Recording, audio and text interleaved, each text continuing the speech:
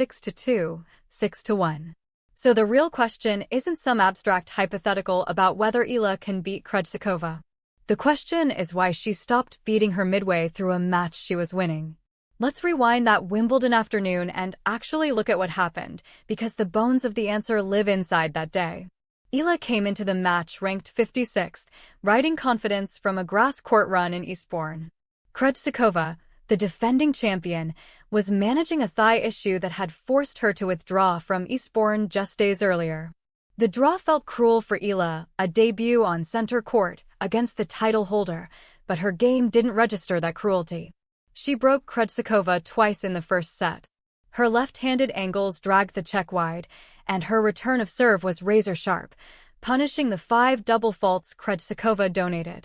Eala served it out at 6-3 with composure that had nothing to do with inexperience and everything to do with a player operating inside a genuine tactical plan.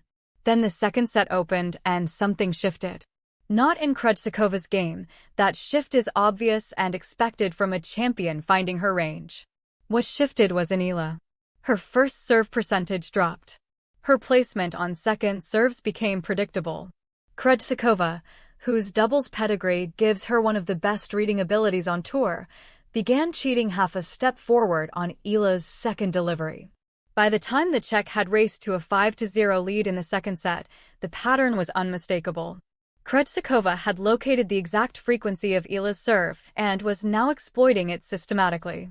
The third set was residue, a formality.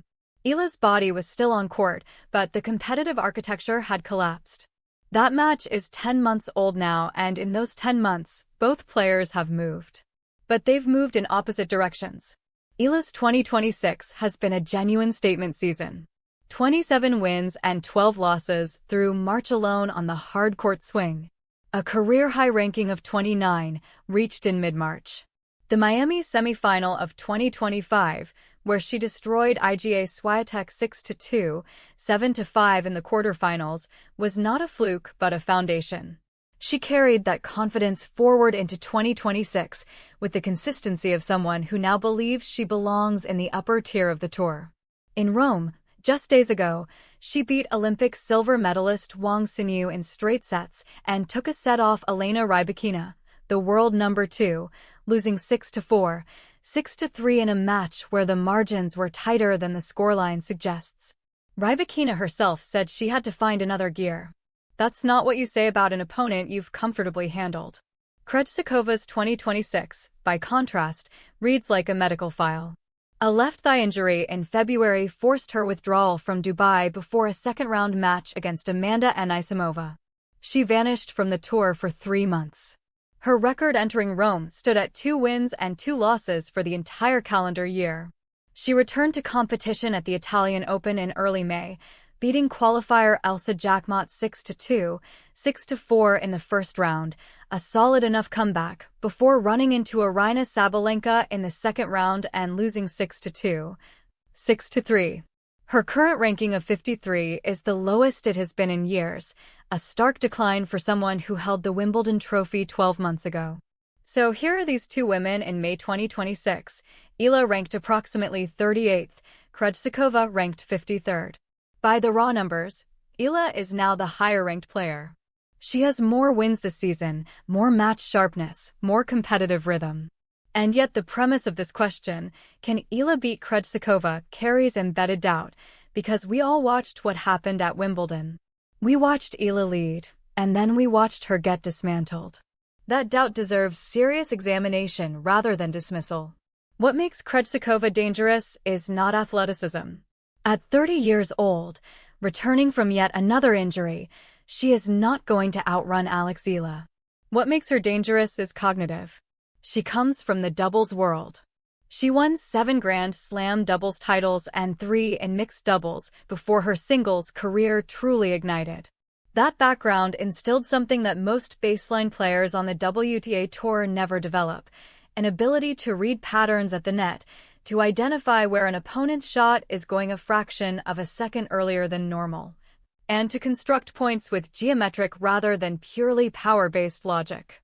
In the Wimbledon match, this showed up clearly in the second and third sets. Once Krejcikova decoded Eala's serve, she didn't just return well, she started dictating off the return. She moved Eala laterally, opened up the court with placement, and used her volleys when she got short balls. That combination of reading and executing is why Krejcikova has 2 Grand Slam singles titles. She doesn't overpower opponents. She solves them. But here is the critical counterargument. Krejcikova solved Wimbledon Eala. She has not yet faced 2026 Eala. The differences between those two versions are material. At Wimbledon, Eala was ranked 56th, making her Grand Slam main draw debut on grass, playing on center court for the first time in her life. The environmental pressure was enormous. Her tactical plan was working in the first set partly because Krejcikova was undercooked and partly because Eala's return game was genuinely brilliant.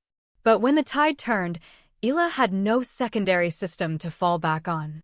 Her serve wasn't strong enough to bail her out. Her rally tolerance on grass, where the ball skids and stays low, wasn't refined enough to absorb Krejcikova's change of tactics. Since then, Eala has played 40 competitive matches. She has beaten a top 2 player in Swiatek. She has competed deep into WTA 1000 events.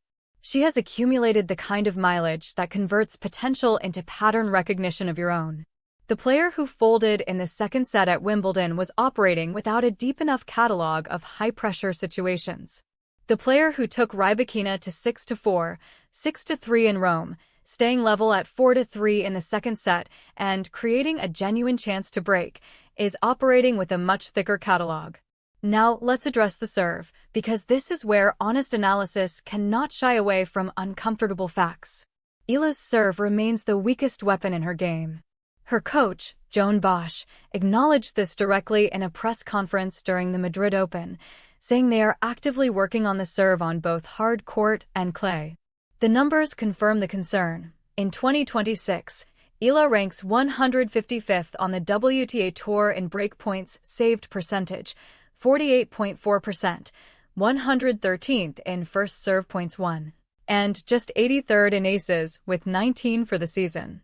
Against a player like Krejcikova who excels at reading the ball early, this is a specific vulnerability.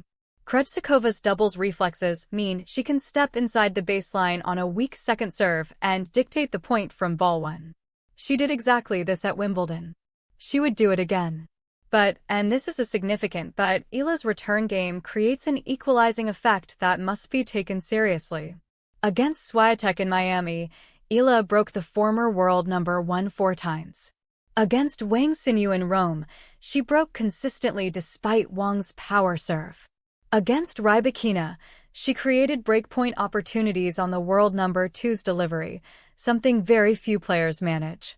Eala returns with depth, disguise, and a left-handed angle that pulls right-handed servers into uncomfortable positions.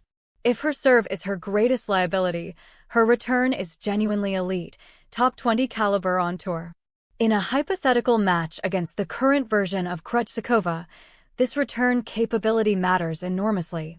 Krejcikova has always been prone to double fault clusters when under pressure. At Wimbledon 2025, she hit 5 double faults in the first set alone. In her recent loss to Sabalenka in Rome, she committed 7 double faults across 2 sets. When Krejcikova's serve wobbles, it wobbles repeatedly in bunches. A player with Eala's return quality can turn those wobbles into breaks and breaks into sets.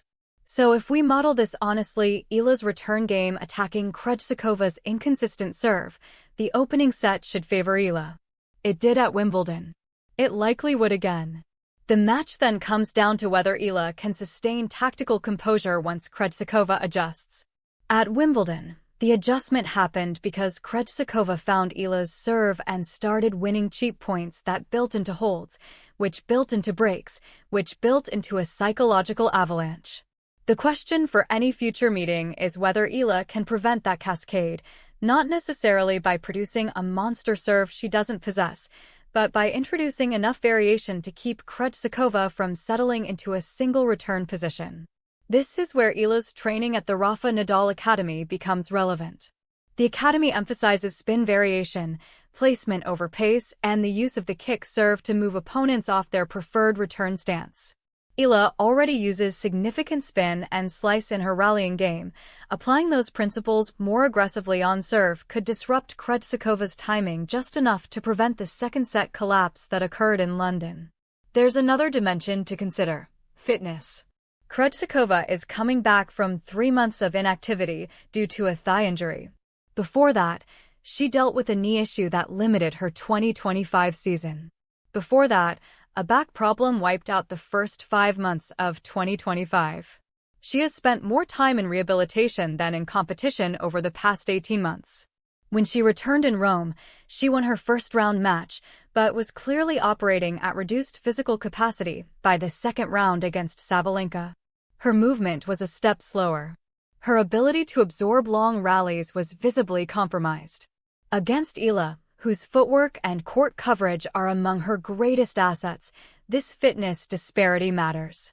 Eala moves with the fluency of someone 10 years younger and 30 pounds lighter. She retrieves balls that most players would concede. In a 3-set match, and a match between these two would very likely go 3 sets, the question of who can physically sustain their level deeper into the contest favors Eala right now. Let me be precise about what I think happens if these two meet on a hard court in the near future. Eala would likely win the opening set. Her return game would feast on Krejcikova's early match double faults and inconsistency. The left-handed angles would create the same discomfort they created on center court. Krejcikova would look like a player still finding her timing. In the second set, Krejcikova would adjust. Her doubles intelligence would identify the serve pattern. She would begin stepping in, taking the ball earlier, using her variety to construct different shapes of point. The set would tighten. This is where the match would be decided. Unlike Wimbledon, where Eala had no experience managing this kind of mid-match tactical escalation, the 2026 version of Eala has lived through it multiple times. She lived through Pegula's adjustments in the Miami semifinal and stayed competitive until 6-3 in the third. She lived through Rybakina's second-set squeeze in Rome and remained in the match until the final games. She has lost these situations, yes, but losing them while competing is categorically different from losing them while collapsing. Can Eala beat Krejcikova? The answer is yes. Not theoretically, not optimistically, but tactically. Her return game targets Krejcikova's serve directly. Her movement outlasts Krejcikova's current fitness. Her left-handed geometry creates angles that Krejcikova's positioning struggles to cover. These are structural advantages that exist independent of form or confidence. What Krejcikova retains is the ability to solve a match mentally. She has done it twice at Grand Slam level, finding her way through Roland Garros 2021 and Wimbledon 2024, when nobody expected her to win either title. That cognitive edge doesn't disappear because her ranking says 53. It's embedded in how she competes. But cognitive edges require a physical vehicle to deliver them, and that vehicle is currently compromised. Krejcikova's body has been unreliable for 18 months. Her match count this season is 6 total. Eala's is 27. That disparity in competitive rhythm is not a small detail. It is the architecture of the match itself. The Wimbledon memory is real. Eala did fold. But she folded as a 56th ranked debutante on a surface she'd barely played, against a champion defending her title on the most intimidating court in tennis. Extracting a universal truth about Eala's limitations from that specific context would be sloppy analysis. What happened at Wimbledon tells us that Eala couldn't beat Krejcikova on that day, in that moment, with that version of her game. It does not tell us she cannot beat her now. The serve remains the fault line.